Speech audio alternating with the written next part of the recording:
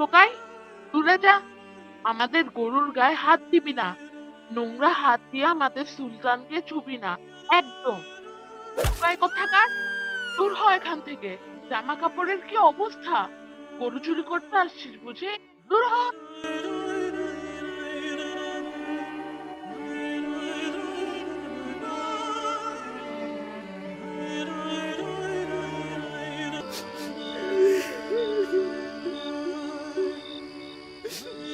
ঢাকার এই যান্ত্রিক ও ব্যস্ত শহরে প্রতিদিন হাজারো মানুষ ছুটে চলে নিজ নিজ গন্তব্যে। এই আলোর ঝলকানির নিচেও ঢাকা পড়ে থাকে কিছু অন্ধকার জীবন, যাদের খোঁজ নেওয়ার মতো এই পৃথিবীতে কেউ নেই। তেমনই একজন এতিম ছেলে, আদনান।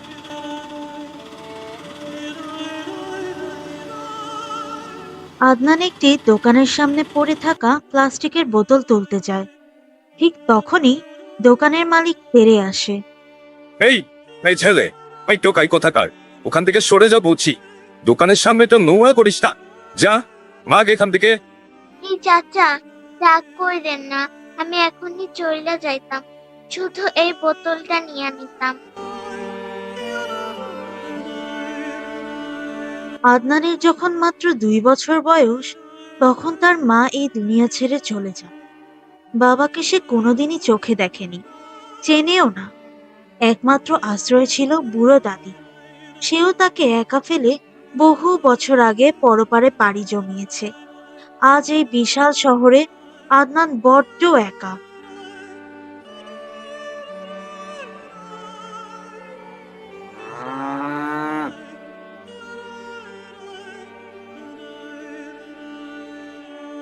আব্বু, আব্বু, দেখো, আমাদের গরুটা কত সুন্দর। এটার গায়ে রংটা কি দারুণ, তাই না আব্বু?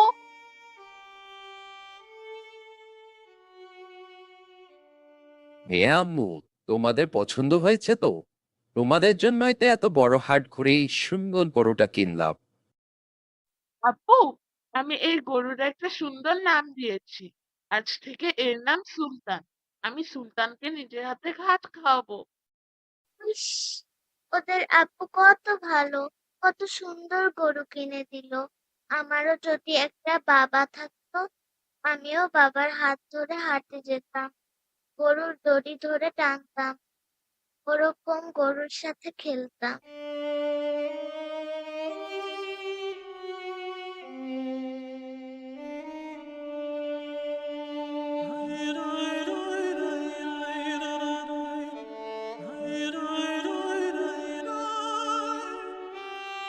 আয় আয়, ভয় পাস না।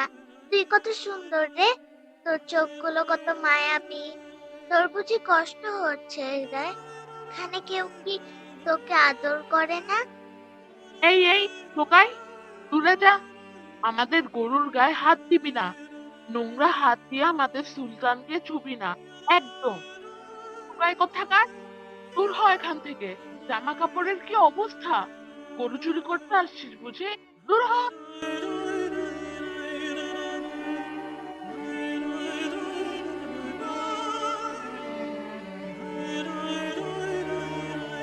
শুনশান নীরব রাত, আকাশে মেঘমুক্ত উজ্জ্বল চাঁদ। আদনান একটা বন্ধ দোকানের বারান্দায় একাকী বসে আছে। ফিতে কুকড়ে যাচ্ছে সে, 2 হাঁটুতে মুখ গুজে কাঁদছে সে। তারপর আকাশের চাঁদের দিকে তাকায়।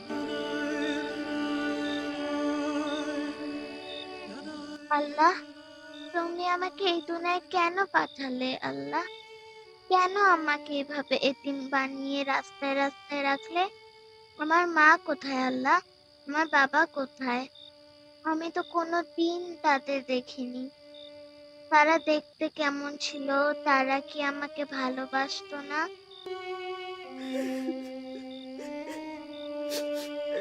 আজকে চারদিকে সবাই কত আনন্দ করছে, নতুন জামা পরছে, গরু কিনছে। আল্লাহ, আমিও কি একটু আদর পাইতে পারতাম না? কেউ কি আমাকে একটু বুকে টেনে নিবে না? আমায় যে একা লাগে, খুবই একা লাগে।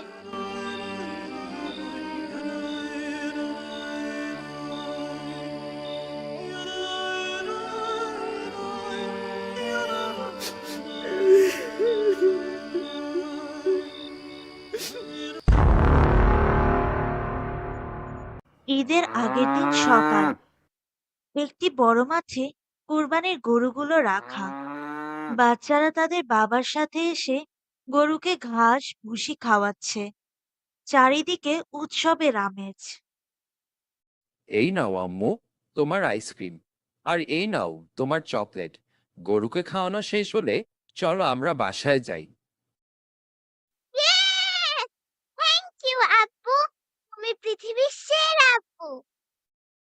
আদনান মাঠের এক কোণে একটা গাছের আড়াল থেকে লুকিয়ে লুকিয়ে সব দেখছে। তার চোখ বেয়ে বেয়ে পানি পড়ছে, কিন্তু তার ঠোঁটে একটা মলিন হাসি। কত ভাগ্যবান ওরা, মা বাবার কত আদর পায়। আল্লাহ, ওদের খুশি তুমি সারা জীবন বজায় রাখো।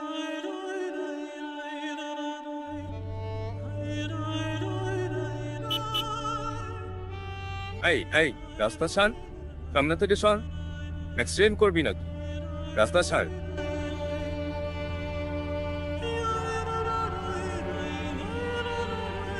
আর মাত্র কয়েকটা বোতল বা কাগজ পাইলেই দোকানদারের কাছে বেচতে পারবো।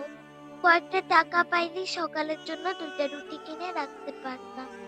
কাল তো ঈদের দিন, সব দোকান বন্ধ থাকবে।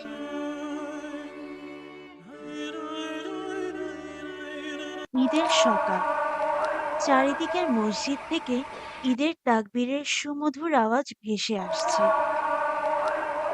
চারিদিকে আনন্দের কোলাহল, সুগন্ধি আতরের সুবাস। কিন্তু এই আনন্দ সবার জন্য সমান বার্তা নিয়ে আসে না। কারোর জন্য ঈদ মানে উৎসব, আবার কারোর জন্য ঈদ মানে কেবলই ক্ষুধার জ্বালা। রফিক সাহেবের বাড়ির সামনে বড় একটি গরু কোরবানি দেওয়া হচ্ছে। মাংস কাটার কাজ চলছে।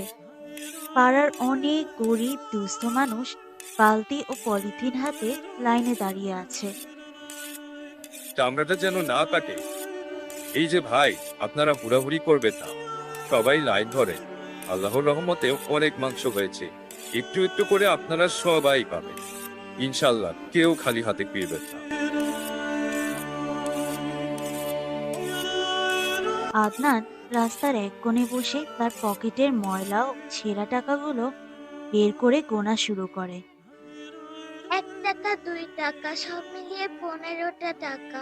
এই টাকা দিয়ে তো 1 কাপ চাও হবে না আজকে। কেউ কি আমাকে খাবার দিতে পারে না? হে আল্লাহ, তুমি আমাকে শক্তি দাও, আমি আর হাঁটতে পারছি না।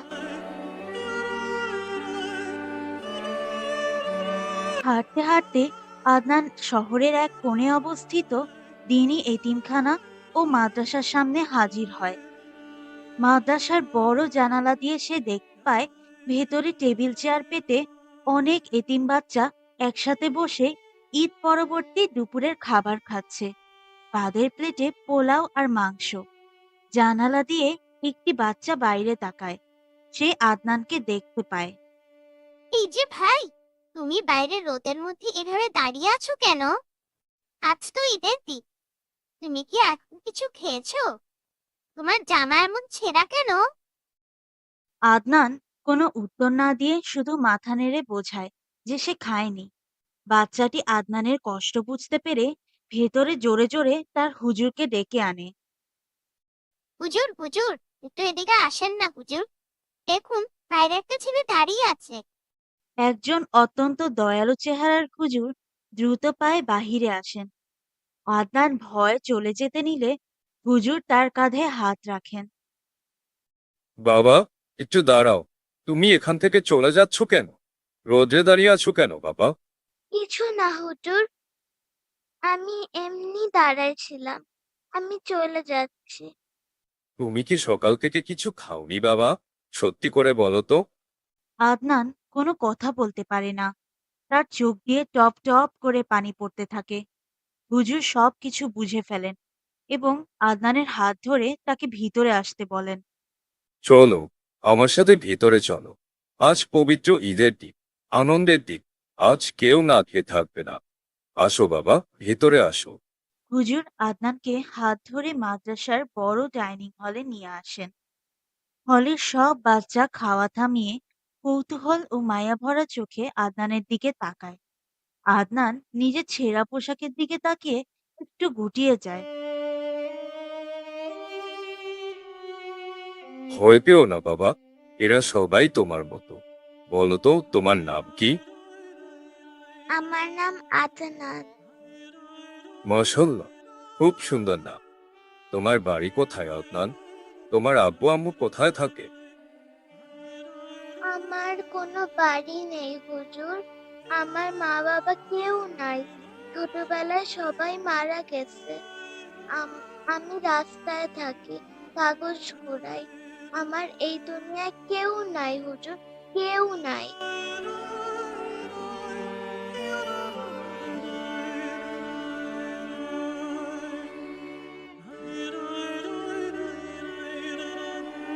হুজুরের চোখও পানিতে ভিজে যায়।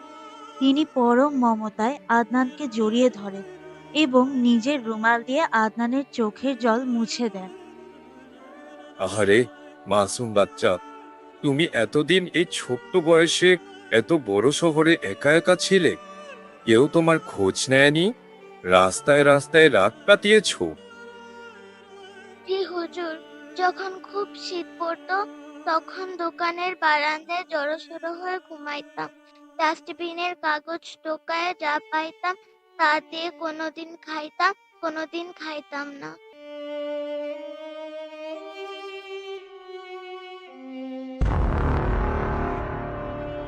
হুজুর সোজা হয়ে দাঁড়িয়ে আদনানের দুই হাত নিজের হাতের মুঠোয় নেন। আদনান, তুমি কি আমাদের এই এতিমখানায় আমাদের সাথে থাকতে চাও বাবা? কি বললেন হুজুর? আমি আমি এই সুন্দর জায়গায় থাকবো? সত্যি বলছেন? আপনি আমাকে মিথ্যা আশা দিচ্ছেন না তো? না বাবা, একদম সত্যি। আজ পবিত্র ঈদের দিনে আল্লাহই তোমাকে আমাদের কাছে পাঠিয়েছে। আজ থেকে এটাই তোমার বাড়ি, এটাই তোমার ঘর। এখানে তুমি সবার সাথে থাকবে, ভালো ভালো খাবার খাবে, পড়াশোনা করবে। তোমাকে আর কখনো রাস্তায় কাগজ পোড়াতে হবে না। হুজুর, আমি তো টোকাই, আমার গা দিয়ে গন্ধ আসছে। আপনি সত্যি কি আমাকে কয়েকদিন পর তাড়িয়ে দিবেন না তো? বড়লোকের বাচ্চারা তো আমাকে ধাক্কা দিয়ে ফেলে দিয়েছিল। আস্তাগফিরুল্লাহ, না বাবা। আমাদের নবীজি সাল্লাল্লাহু আলাইহি ওয়াসাল্লাম এতিমদের বড্ড ভালোবাসতেন। আজ থেকে তুমি একা নও। এই মাদ্রাসার সব বাচ্চা তোমার ভাই, আর আমি তোমার অভিভাবক। এসো আদনান বন্ধু, আমাদের পাশে এসে বসো। আজ ঈদের দিন আমাদের এখানে অনেক গরু মাংস রান্না হয়েছে, পোলাও রান্না হয়েছে।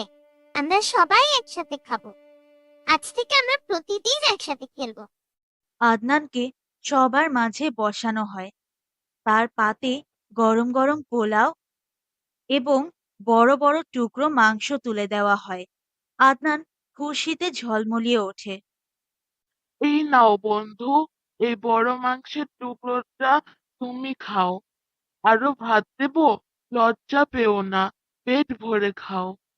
না, না ভাই, আর দিও না। এত খাবার, এত মাংস আমি আমার জীবনে কোনোদিন একসাথে দেখি নাই। তোমরা সবাই কত ভালো। আজকের ঈদটা আমাদের মাদ্রাসার সবচেয়ে আনন্দের দিন, কারণ আজ আমরা আদনানের মতো একটা নতুন এবং চমৎকার বন্ধু পেয়েছি। হে আল্লাহ, আজ তুমি এই এতিমের ডাক শুনেছো। তুমি আমাকে নিজের মা বাবা না দিলেও ঈদের দিনে এত বড় একটা পরিবার দিলে, এতগুলা ভাই দিলে। আলহামদুলিল্লাহ আল্লাহ, আলহামদুলিল্লাহ। আসলে এই পৃথিবীতে কোনো শিশুই এতিম বা অসহায় নয়, যদি সমাজের সামর্থ্যবান মানুষগুলো একটুখানি উদারতা নিয়ে তাদের দিকে হাত বাড়িয়ে দেয়। আমাদের চারপাশের এই অবহেলিত আদনানদের একটুখানি ভালোবাসাই পারে একটি সুন্দর ভবিষ্যৎ গড়ে দিতে। এবারের কোরবানি হোক ত্যাগের, মায়ার এবং মানবতার।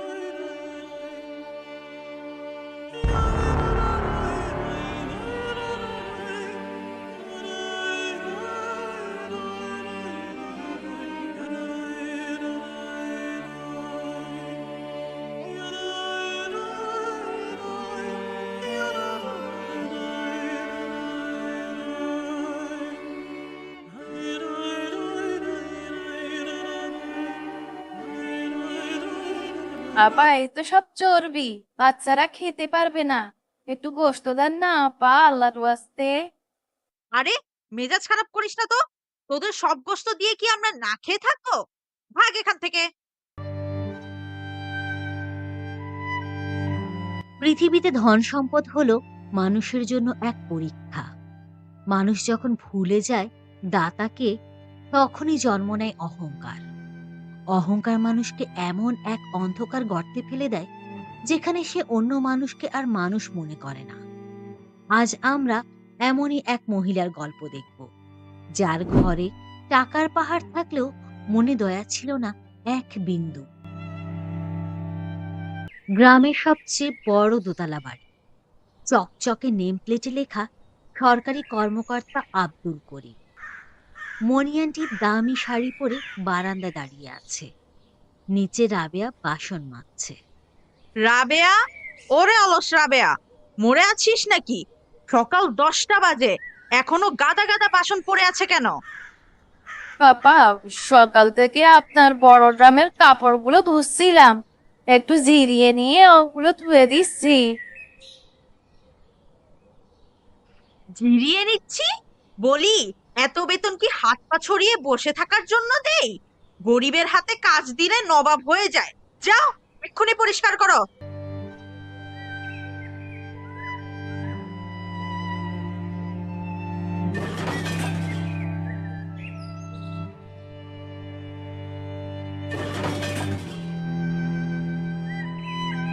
ওরে কপাল আমার, এই এক এক গ্লাস বিদেশ থেকে আনিয়েছি। তোর 1 মাসের বেতন দিয়েও তো এই গ্লাসের দাম হবে না। পাপা, পাপা ভুল হয়ে গেছে, ভুল হয়ে গেছে আমার। আমার শরীরটা আজ ভালো নেই, তার উপর হাতটা পিছলে গেল। মাফ করে দেন আপা, এইবারের মতো মাফ করে দেন। মাফ? মাফ কি তোর বাপের সম্পত্তি?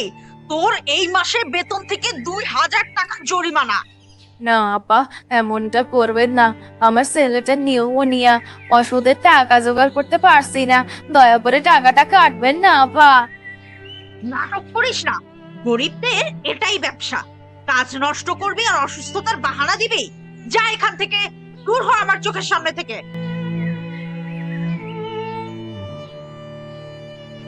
রিয়াদ তার বন্ধুদের সামনে দামি বাইকে বসে স্টাইল করছে। তার এক বন্ধু সজল মন খারাপ করে দাঁড়িয়ে।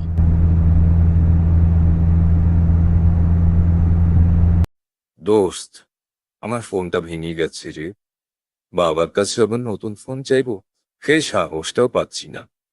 আরে সজল, গরিবদের আবার আইফোন দিয়ে কাজ কি? বাটন ফোন চালা, ওইটাই তো স্ট্যাটাসে মানায়। রিয়াদ, তুই সবসময় বন্ধুদের এভাবে নিচু করে কেন কথা বলিস?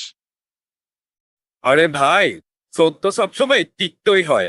আমার বাপের ব্যাংকে এত টাকা আছে যে চাইলেই আমি কাউকে একটা বাইক শোরুম খুলে ফেলতে পারি। তোরা তোদের লেভেলেই থাক, বুঝছিস? ড্রয়িং রুমে মণি বেগম আর তার স্বামী করিম সাহেব বসে আছে। মণি বেগম ল্যাপটপে বিশাল এক ফ্রিজ দেখছে। এই শুনো, এবার কিন্তু এই কোরবানি ঈদের আগে আমার এই বড় সাইজের ডিপ ফ্রিজটা লাগবেই লাগবে। কিন্তু বাসায় তো একটা বড় ফ্রিজ আছেই, কেন সেটাতে জায়গা হবে না? আরে, ওটাই কি এত জায়গা হয়? আমরা এবার কোরবানিতে সবচেয়ে বড় গরুটা দেব। লোকে যেন দেখে মনি বেগমের ফ্রিজে সারা বছরের মাংস জমা আছে। সম্মান বলে তো একটা কথা আছে নাকি? মণি বেগমের বাড়িতে পিকআপ থেকে নতুন বড় একটা ফ্রিজ নামানো হচ্ছে। ঠিক এই সময়ে প্রতিবেশী সাবিনা আপা এগিয়ে আসলেন। আরে বা মুনি আপা, অনেক বড় ফ্রিজ তো, এত বড় ফ্রিজ দিয়ে কি করবেন? এই আর কি, কোরবানির পুরো গরুর মাংসটা যেন যত্নে থাকে। বাইরের পচা মাংস তো মুখেই তোলা যায় না। আমাদের আবার সারা বছর মাংস লাগে, বুঝেনি তো।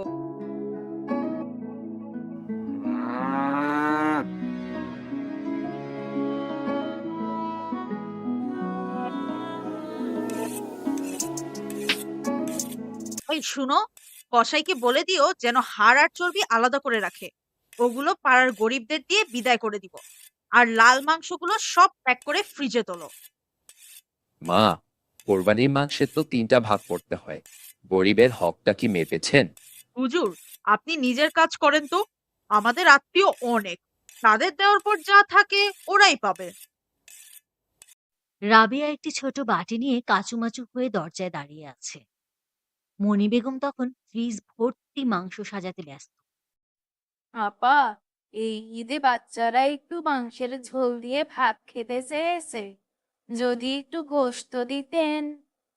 এই নে, যা এখন, আর আসবি না। আপা, এই তো সব চর্বি, বাচ্চারা খেতে পারবে না। একটু গোশত দেন না আপা, আল্লাহর ওয়াস্তে। আরে, মেজাজ খারাপ করিস না তো। তোদের সব গোস্ত দিয়ে কি আমরা না খেয়ে থাকবো? ভাগ এখান থেকে। রাবেয়া কাঁদতে কাঁদতে বাড়ি ফিরল। তার ছোট ছেলেটা তাকিয়ে আছে মায়ের দিকে।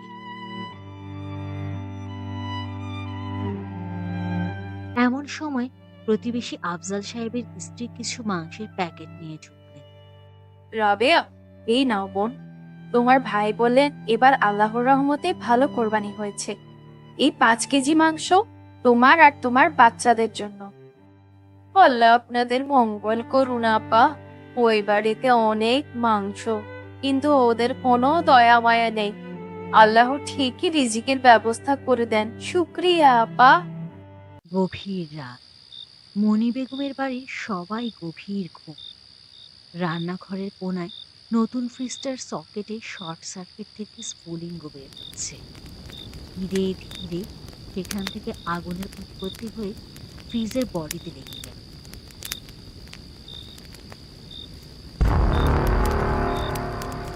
হঠাৎ তীব্র একটা আওয়াজ, দাউ দাউ করে আগুন জ্বলে উঠল চারদিকে। ফ্রিজটা ফেটে গেছে, ধোঁয়ায় পুরো ঘর অন্ধকার। আগুন, আগুন! এই ওঠো, ওঠো! আমার ফ্রিজ পুড়ে যাচ্ছে, আমার মাংস পুড়ছে। আম্মু, আম্মু, ভয়ে কিচ্ছু দেখা যাচ্ছে না। বাঁচাও আমাকে, বাঁচাও। পুরো রান্নাঘর কালো হয়ে আছে। পুড়ে যাওয়া ফ্রিজটা দাঁড়িয়ে আছে কঙ্কালের মতো। সব মাংস পুড়ে কয়লা। দুর্গন্ধ ছড়াচ্ছে চারদিকে। মণি বেগম মাটিতে বসে কাঁদছে। কি লাভ হলো এত অহংকার করে? যে মাংস তুমি গরিবের মুখে দিতে চাইতে না, আল্লাহ সেই মাংসই আগুনের মুখে দিয়ে দিলেন। আমার এত দামি ফ্রিজ, আমার এত মাংস, সব শেষ হয়ে গেল, সব। মা, এটা ফ্রিজের দোষ নয়, এটা হলো সেই আগুনের অংশ যা অন্যের হক মারলে অন্তরে জ্বলে। কোরবানি হলো ত্যাগের নাম, মাংস জমানোর কোনো উৎসব নয়।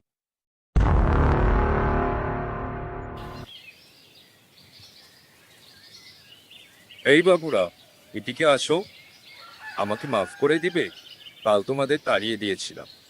এই নাও, এটা দিয়ে ভালো করে খাবার কিনে খেও। আপনি আমাদের মারবেন না তো? না রে ভাই, আজ থেকে তোমরা আমার বন্ধু।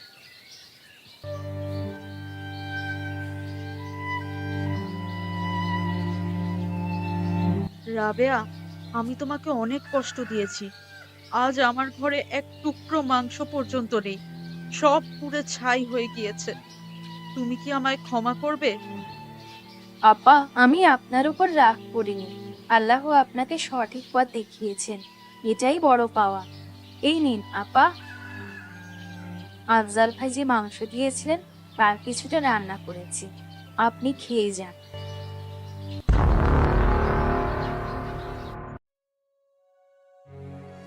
সম্পদ আল্লাহর দান, আর অহংকার শয়তানের দূত।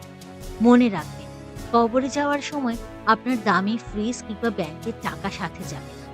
যাবে শুধু আপনার ভালো কাজ আর মানুষের দোয়া। মানুষকে ভালোবাসুন, কারণ আল্লাহর কাছে সবচেয়ে সম্মানিত সেই, যার মনে তাকওয়া বা আল্লাহর ভয় আছে।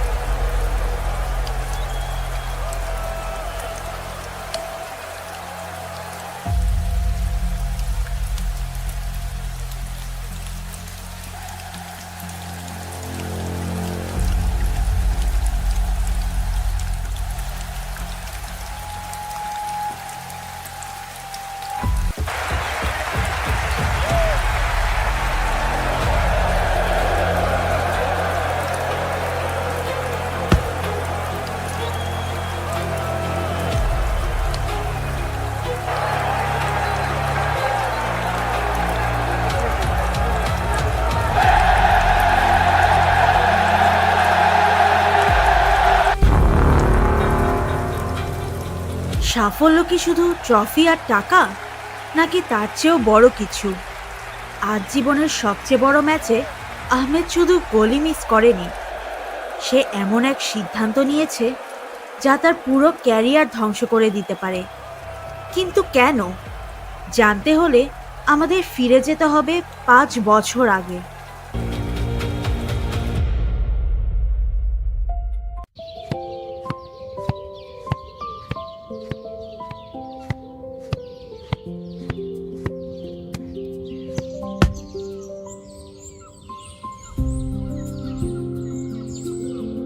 দেখেছিস হাসিব, একদিন আমি দেশের হয়ে খেলবো। হ্যাঁ, বড় বড় কথা বলিস না তো আহমেদ। আমাদের মতো গরিব ঘরের ছেলেরা বড় স্টেডিয়ামে খেলার স্বপ্ন দেখে না, ওসব বড় লোকের খেলাধুলা। ভাইয়া, তুমি একদিন অবশ্যই বড় ফুটবলার হবে। আমি আল্লাহর কাছে প্রতিদিন দোয়া করি যাতে তুমি বিশ্বের সব থেকে বড় ফুটবলার হও। আহমেদ বাবা, আজান দেওয়ার সময় হয়ে গেছে, খেলা বন্ধ কর। মনে রাখিস বাবা, স্বপ্ন দেখিস, কিন্তু যে আল্লাহ তোকে পা দিয়েছেন তাকে ভুলে যাস না যেন।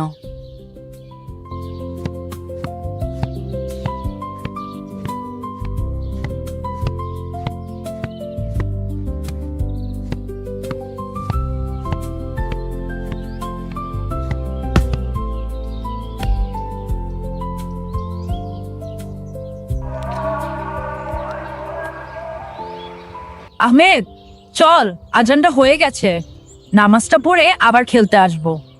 তুই যা হাসিব, আগামী সপ্তাহে শহরে ট্রায়াল হবে, আমার এই ফ্রি কিকটা ঠিক করতে হবে। নামাজ আমি পরে একা একা পড়ে নেব। ঠিক বলেছিস আহমেদ, নামাজ তো রোজই পড়া যায়, ট্রায়াল তো আর রোজ রোজ আসবে না। খেল খেল, খেলতে থাক।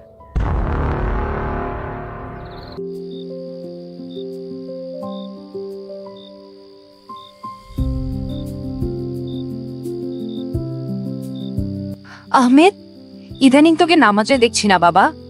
ফুটবলের পেছনে ছুটতে গিয়ে আসল মালিককে ভুলে যাচ্ছিস না তো? উফ মা, তুমি বুঝবে না, আমাকে প্রতিষ্ঠিত হতে হবে। একবার চান্স পেয়ে যাই, তারপর সব ঠিক হয়ে যাবে।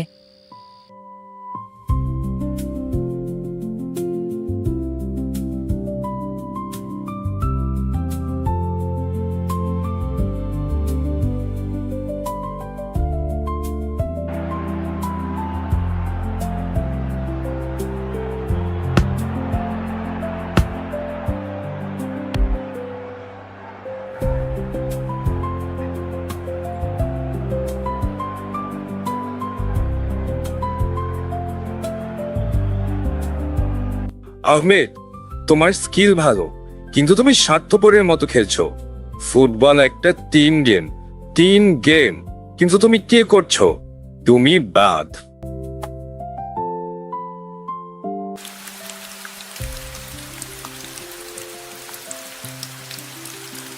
হতাশ হও না তরু, কোচ জালাল জরুরি হতে পারে, কিন্তু আমি টাকার জহুরি। তোমার এই পায়ে জাদু আছে। কিন্তু কিন্তু আমি তো সিলেক্ট হলাম না স্যার, আমার সব স্বপ্ন শেষ। আমি চাইলেই কালকেই তোমাকে এ গ্রেড ক্লাবে ঢুকিয়ে দিতে পারি। অনেক টাকা, বড় গাড়ি, সুন্দর বাড়িও হবে। কিন্তু কিন্তু কিন্তু কি স্যার, আমি সব করতে রাজি, সব। আমার কিছু ম্যাচ আমাদের ইচ্ছা মতো খেলতে হবে। কখন গোল ছাড়তে হবে, কখন ফাউল করতে হবে, সেটা আমি বলবো। একে বলে স্মার্ট ওয়ার্ক। রাজি?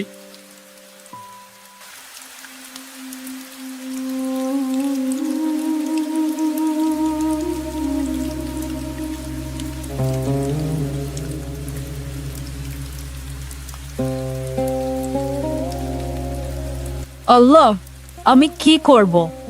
একদিকে আমার মায়ের চিকিৎসা, আমার স্বপ্ন, অন্যদিকে হারাম পথ। আমি তো কখনো কারোর ক্ষতি চাইনি।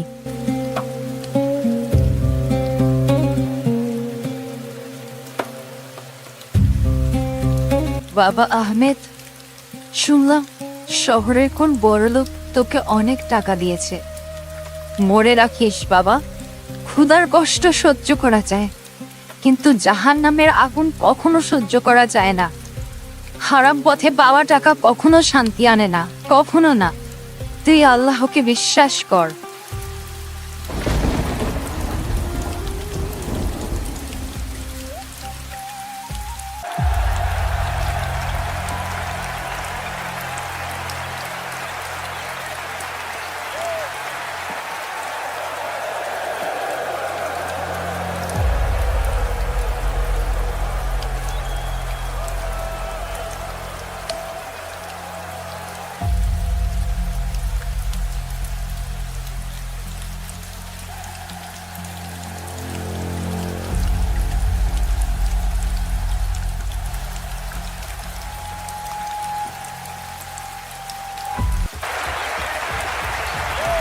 শখ নিবি না আহমেদ, মনে রাখিস তোর ক্যারিয়ার শেষ করে দেব। মনে রাখিস বাবা, ক্ষুধার কষ্ট সহ্য করা যায়, কিন্তু জাহান্নামের আগুন কখনো সহ্য করা যায় না। হারাম পথে পাওয়া টাকা কখনো শান্তি আনে না, কখনো না। তুই আল্লাহকে বিশ্বাস কর। না, আমি ইমান বিক্রি করব না। আহমেদ বল নিয়ে এগোচ্ছে, সামনে শুধু গোলকিপার। ঐতিহাসিক মুহূর্ত, গোল! অবিশ্বাস্য। আহমেদ নিজে হিরো না হয়ে হাসিবকে পাস করে দিল। তারা চ্যাম্পিয়ন।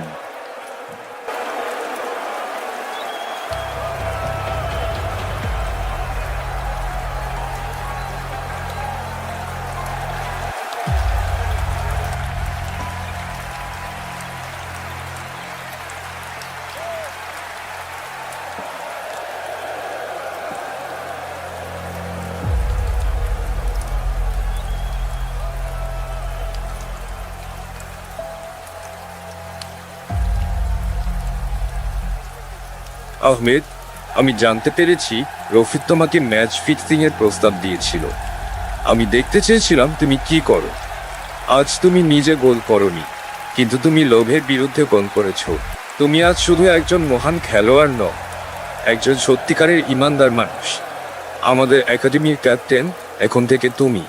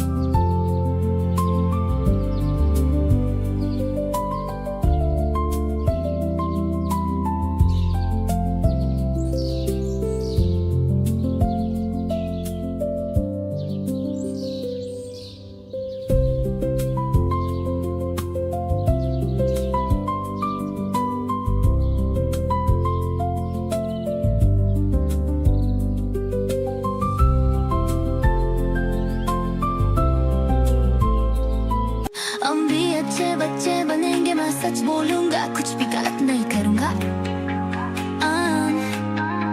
मैं बड़ों का सम्मान करूंगा, सब लोग एक ही गाना गाएंगे।